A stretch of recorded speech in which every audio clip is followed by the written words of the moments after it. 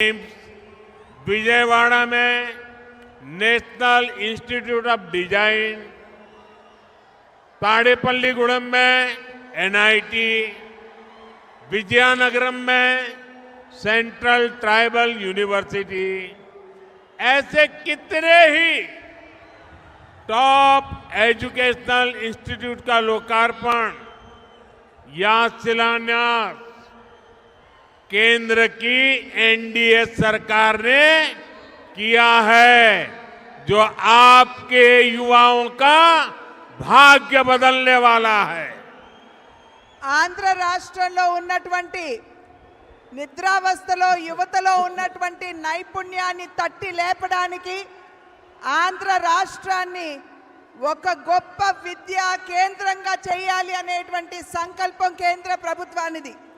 దానిలో అంతర్భాగంగానే గుంటూరులో ఎన్ఐడిఎం, పాలసముద్రంలో national academy of customs and indirect taxes, తిరుపతిలో ఐఐటి, కర్నూలులో ట్రిపుల్ ఐటి, శ్రీ సిటీలో ట్రిపుల్ ఐటి, విశాఖపట్నంలో ఐఐఎం, విశాఖపట్నంలో Indian institute of petroleum and energy, మంగళగిరిలో ఎయిమ్స్, విజయవాడలో నేషనల్ ఇన్స్టిట్యూట్ ఆఫ్ డిజైన్, తాడేపల్లిగూడెంలో నేషనల్ ఇన్స్టిట్యూట్ ఆఫ్ టెక్నాలజీ, విజయనగరంలో సెంట్రల్ ట్రైబల్ యూనివర్సిటీ, ఇవన్నీ కూడా చాలా చాలా ప్రధానమైనటువంటి కేంద్ర విద్యా సంస్థలు.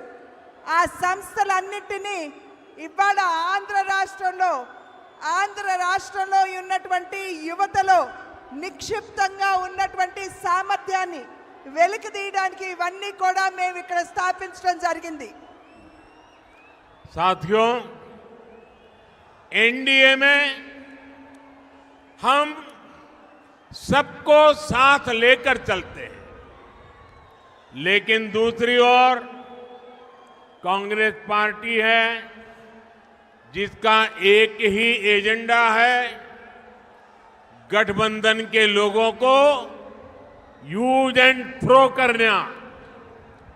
आज कांग्रेस को भले ही मजबूरी में इंडी अलायंस बनाना पड़ा हो, लेकिन इनकी सोच वही है। आप देखिए, लेफ्ट और कांग्रेस केरला में एक दूसरे को क्या कहते हैं, बंगाल में टीएमसी और लेफ्ट एक दूसरे के लिए क्या क्या बोलते हैं, पंजाब में कांग्रेस और आप एक दूसरे के लिए कैसी भाषा बोलते हैं। जो लोग चुनाव से पहले अपने फायदे के लिए ऐसे लड़ते हो, ऐसे झगड़ते हो, वो चुनाव के बाद क्या करेंगे, ये आप इसका अंदाजा लगा सकते हैं। ఎన్డీఏ కూటమి ఏదైతే ఉన్నదో ప్రతి ఒక్క ఎన్డీఏ భాగస్వామిని కలుపుకుని ముందుకు వెళ్ళడంలోనే విశ్వాసాన్ని ప్రదర్శిస్తుంది. కానీ ఏదైతే ఇప్పుడు మనం ముందు చూస్తున్నామో, మన ముందుకు వచ్చినటువంటి ఇండియా కూటమి ఏదైతే మనం చూస్తున్నామో, ఆ కూటమిలో ఉన్నటువంటి వారందరూ కూడా ఒకరినొకరిని ఉపయోగించుకుని కేవలం అంతవరకే పరిమితం చేస్తూ యూజ్ అండ్ త్రో అంటే వాడి ఆ తర్వాత విసురు వేయడం మీదే వారి దృష్టి అంతా కేంద్రీకృతమై ఉంటుంది అని చెప్పి మనం అందరం కూడా గమనించాలి. ఇవాళ కాంగ్రెస్ పార్టీ మరి ఒక రకమైనటువంటి వారికి ఎటువంటి ముందు చూపు లేకుండా వారు అందరితో కలిసి మన ముందుకు వచ్చిన ఒక్కసారి ఈ కూటమి భావజాలం మీద మీరు దృష్టి కేంద్రీకరించండి. కేరళలో లెఫ్ట్ కావచ్చు, కాంగ్రెస్ కావచ్చు, ఒకరినొకరు ఏ విధంగా తిట్టుకుంటారో, ఆడిపోసుకుంటారో ఒక్కసారి గమనించండి. అదేవిధంగా బెంగాల్లో, వెస్ట్ బెంగాల్లో తృణమూల్ కాంగ్రెస్ మరియు లెఫ్ట్ ఒకరినొకరిని ఏ విధంగా దూషించుకుంటారో ఒక్కసారి ఆలోచించండి. అదేవిధంగా పంజాబ్లో కాంగ్రెస్ పార్టీ ఆప్ ఈ రెండు పార్టీలు కూడా ఒకరినొకరు ఏ విధంగా దూషించుకుంటారో ఒక్కసారి మీరందరూ కూడా గమనించాలి. అంటే కేవలం తమ యొక్క స్వలాభం, వారి యొక్క స్వార్థం తప్పించి దేశ ప్రయోజనాలు వారి దృష్టిలో లేనటువంటి సందర్భంలో వారు ఏ రకంగా ముందుకు వస్తారు, ఏ రకమైనటువంటి పాలనని దేశానికి అందివ్వగలరో ఒక్కసారి మీరందరూ ఆలోచించండి. యమకుట్టుడు భజన మామూలు భజన కాదు, ఈ చంద్రబాబు భజన అసలు మామూలుగా హరిలో రంగ హరి. మనందరం మోడీ ఆశయాలతో అనుసంధానం కావాలంట చంద్రబాబు నాయుడు గారు చెప్తారు. మనందరం మోడీ ఎందుకు కావాలి? ఈ 5 ఏళ్ళలో గడిచిన 2019 నుంచి ఈ రోజు దాకా మీరే తిట్టారు కదా, మీ బామ్మర్తో తిట్టించారు కదా, మోడీ లుచ్చాహే బచ్చాహే అని. ఆ మోడీ లుచ్చాహే బచ్చాహే ఇవాళ అచ్చాహే ఎట్టా అయ్యాడు? ఎలా అచ్చా అయ్యాడు? ఎందుకు అయ్యాడు అంటే మీరు కూడబలుక్కుని దొంగల ఊళ్ళు పంచుకున్నట్టుగా మీరు ఏకమైపోతే సరిపోద్దా?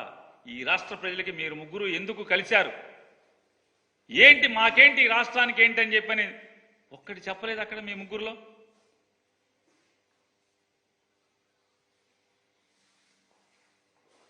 ఆయన మాట్లాడతాడు చంద్రబాబు నాయుడు గారు, జగన్మోహన్ రెడ్డి గారికి సొంత చెల్లెళ్ళే ఓటు ఇద్దంటున్నారు తమ్ముళ్ళు. చంద్రబాబు నాయుడు గారు, మీకు కాళ్ళు కడిగి కన్యాదానం చేసి కాళ్ళు కడిగి నీళ్లు తల మీద జల్లుకున్నటువంటి మీ మామగారు నీకు ఓటేయిద్దని చెప్పాడు. నువ్వు సర్వనాశనం అవ్వాలని చెప్పాడు. నువ్వు ఒక దగాకోరని చెప్పాడు. మీ తోడబుట్టినటువంటి తమ్ముడు రామ్మూర్తి నాయుడు గారు మా అన్నకి ఓటేయబాకండి, నారా చంద్రబాబు నాయుడు గారికి ఓటేయబాకండి అని ఊరూరు తిరిగాడు. మీ బావమరిది హరికృష్ణ గారు మా బావ పెద్ద దొంగ, మా బావకి ఓటేయబాకండి అని ఊరూరు సందు గొంతు తిరిగాడు. మీ తోడల్లుడు దగ్గుపాటి వెంకటేశ్వరరావు గారు ఇతను ఒక వెన్నుపాటుదారుడు, కుట్రదారుడు, దొంగ, ఏయబాకండి ఓటు అని మీ తోడళ్ళు తిరిగాడు. మీ వదిన గారు ఈరోజు డయాస్ మీద ఉన్నటువంటి ఆవిడ మా బావకు దొంగ, మా బావకు మోసగాడు, మా మరిది ఒక మోసగాడు, ఓటేయబాకండి నారా చంద్రబాబుకినని సాక్షాత్తు మీ శ్రీమతి గారు అక్కగారు తిరిగారు. మీ మేనగోడల భర్త గారు నార్నే శ్రీనివాసరావు గారు చంద్రబాబుకి ఓటేయబాకండి అని చెప్పని ఊరు ఓడా తిరిగాడు. మరి మీ చుట్టాలంతా ఆగా తిరిగేశారు కదా. ఇవాళ ఈయన మాట్లాడతాడు. ఇకపోతే మోడీ గారు వచ్చారు పాపం. అంటే నారా చంద్రబాబు నాయుడు గారు మోడీ గారి కాళ్ళు పట్టుకుని బతిమాలి ఒప్పందం కుదుర్చుకుని, అంటే ఈ ఒప్పందాలు ఈ పొత్తులు రాష్ట్రానికి అవసరం లేదు, రాష్ట్ర ప్రజలకు అక్కర్లేదు. ఈ లోపాయికారి ఒప్పందాలు ఎవరి కోసం, ఎందుకోసం? ఈ లాలూచీలు ఎవరి కోసం? అంటే వీళ్ళు కూడబలుక్కుని ఈ రాష్ట్రానికి ఏం చేస్తారో చెప్పకుండానే, ఈ రాష్ట్ర ప్రజలకు ఎందుకు వీళ్ళకి ఓటేయాలో చెప్పకుండానే వీళ్ళు కూడబలుకుంగానే వెంటనే మనందరం ఓటేసేయాలంట, జగన్ గారిని ఓడిచ్చేయాలంట. సభ జరుపుకోవటం చేత కాదు, మైకు మోగదు. మైకు ముందు సాక్షాత్తు ఈ దేశ ప్రధాని పావుగంట సేపు బొమ్మలాగా నుంచునే పరిస్థితి. సభ జరుపుకోవడం చేత కానటువంటి మీరు ఇంక జగన్మోహన్ రెడ్డి గారి మీద యుద్ధం, సంసిద్ధం. ఏం సంసిద్ధం? మీరు దేనికి సంసిద్ధం? ప్రధానమంత్రి గారిని ఆ రకంగా మీరు అవమానపరచడం. ప్రధానమంత్రి గారు కూడా గొప్పగా చెప్పారు. ఏమని చెప్పారు? అయోధ్యలో రాముణ్ణి స్థాపించుకున్నాం, ఇది దేశానికి గర్వం. కానీ అయోధ్యలో రాముణ్ణి స్థాపించుకున్నటువంటి మోడీ గారు చిలకలూరిపేటొచ్చి ఈ బెజవాడలో 40 గుళ్ళు ధ్వంసం చేసి దేవుళ్ళ విగ్రహాల్ని చెత్తకుండీలో నుంచోబెట్టినటువంటి, ఏమనాలి అతన్ని? అతని పక్కన మీరు కూర్చొని షర్మిల గారు మాట్లాడేటప్పుడు ఒకసారి ఆవిడ ఇప్పుడు ఏ పార్టీలో ఉందో ఒకసారి గమనించాలి.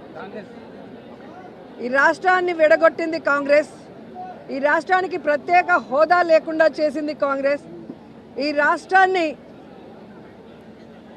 రాష్ట్రాన్ని ముక్కలు చెక్కలు వైఎస్ఆర్ గారు చనిపోయిన తర్వాత చేయటమే కాకుండా ప్రజలకు అండగా ఉన్న జగనన్న మీద తప్పుడు కేసులు పెట్టి జైల్లో పెట్టడమే కాకుండా వైఎస్ఆర్ గారి పేరును కూడా ఎఫ్ఐఆర్లో చేర్చింది కాంగ్రెస్ పార్టీయే. సో నిజంగా జగన్మోహన్ రెడ్డి గారు ఈ రాష్ట్రం గురించి ఆలోచిస్తున్నారా లేదా అనేది ఈ రాష్ట్ర ప్రజలకు తెలుసు. ఆయన ఎప్పుడు కేంద్రం వెళ్ళి మోడీ గారిని కానీ కేంద్ర మంత్రుల్ని కలిస్తే రాష్ట్ర ప్రయోజనాల కోసమే మాట్లాడుతున్నారు. అధికారంలో ఉన్నప్పుడు రోడ్ల మీద కూర్చొని పోరాడరు.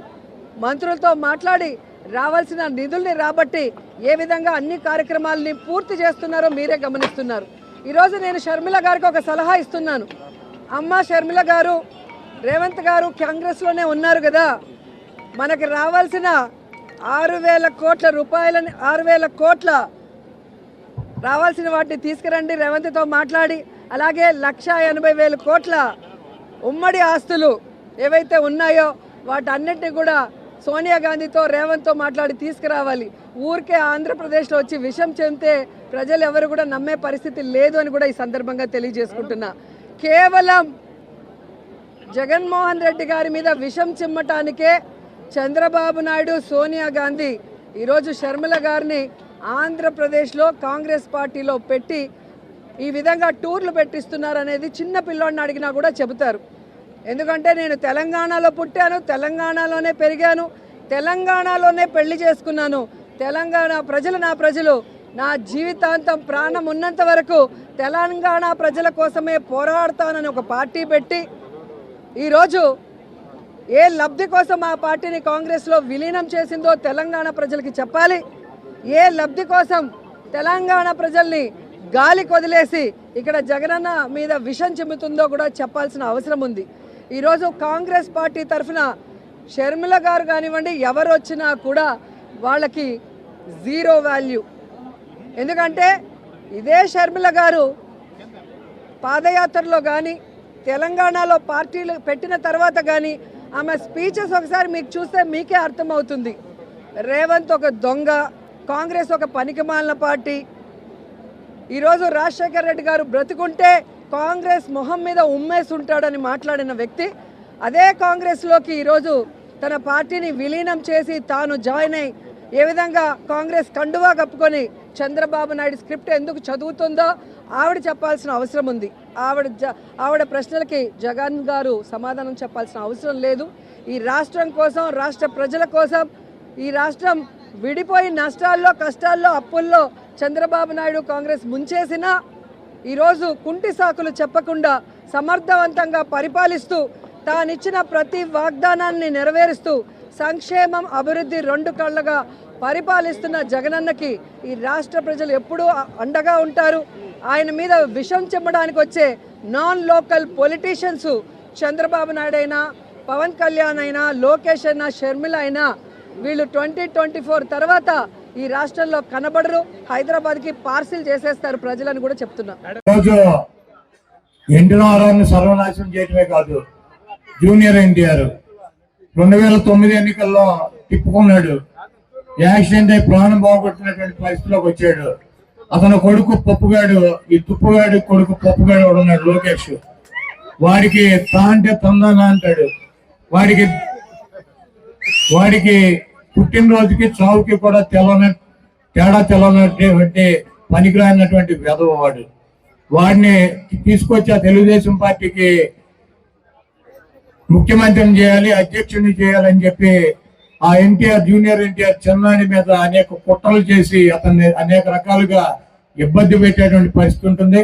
ఎన్టీఆర్ని, పెద్ద ఎన్టీఆర్ని కానీ చిన్న ఎన్టీఆర్ని కానీ అభిమానించేటువంటి ప్రతి వ్యక్తి కూడా ఈ దొంగ, ఈ 420 గాడు అయినటువంటి చంద్రబాబుని గొయ్యి తీసి గోతులో కనుక పాతి పెట్టినట్లయితే ఆ పార్టీ రేపు ఎన్టీఆర్ చేతిలోకి వెళ్తుంది. కానీ ఈ పనికి మాలినటువంటి చంద్రబాబుని, లోకేష్ ని గెలిపించినట్లయితే ఆ ఎన్టీఆర్ ను కూడా అనాదరణ చేసి ఆ ఎన్టీఆర్ ని కూడా బయటకి గెంటి ఈ పంది కుక్కలు ఈ పార్టీని ఆక్రమించుకుని పేదల పొట్టకొట్టి వీళ్ళు సంపాదించుకుని కోటాను కోట్ల రూపాయలు సంపాదించుకుని ఈయన మద్దతుదారులు బతికేటువంటి పరిస్థితి ఉంటుంది.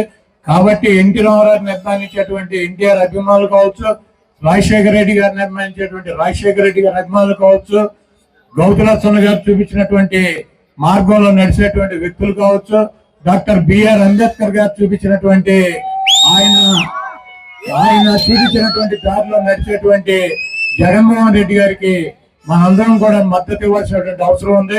ప్రజలను నమ్ముకుని, దేవుణ్ణి నమ్ముకుని మీ ముందుకు వచ్చి నేను మంచి చేశానని చెప్పి మీరు భావిస్తే నాకు ఓటేయమని చెప్పి అడిగేటువంటి జగన్మోహన్ రెడ్డి గారిని అత్యున్నటువంటి స్థానంలో కూర్చోబెట్టి మళ్ళీ ముఖ్యమంత్రిగా చేయాలని చెప్పి మీ అమూల్యమైనటువంటి ఓటు 120 సార్లు మీకోసం అనేక బటన్లకి 2,50,000 కోట్ల రూపాయలు మీ పేద ప్రజల అకౌంట్లకు ఇచ్చినటువంటి జగన్మోహన్ రెడ్డి గారి కోసం ఒక్కసారి బూత్కెళ్ళి 2 బటన్లు నొక్కి ఫ్యాన్ గుర్తు మీద శాసనసభ్యుడిగా నన్ను, పార్లమెంటు సభ్యుడిగా వచ్చేటువంటి జగన్మోహన్ రెడ్డి గారు పంపించేటువంటి వ్యక్తిని గెలిపించాలని చెప్పి ఈ చంద్రముఖిని ఆ ఈవీఎంలోనే ఈ ఒక్కసారి కనుక బంధించినట్లయితే 2029కి ఈ రాష్ట్రానికి పట్టినటువంటి దరిద్రం వదిలిపోతుంది. ఇంకెప్పుడు కూడా మనకి జీవితంలో చంద్రబాబు అనేటువంటి ఫేస్ గానీ, ఆ పేరు గానీ, ఆ బొమ్మ గానీ కనపడకుండా అంతరించిపోతుంది.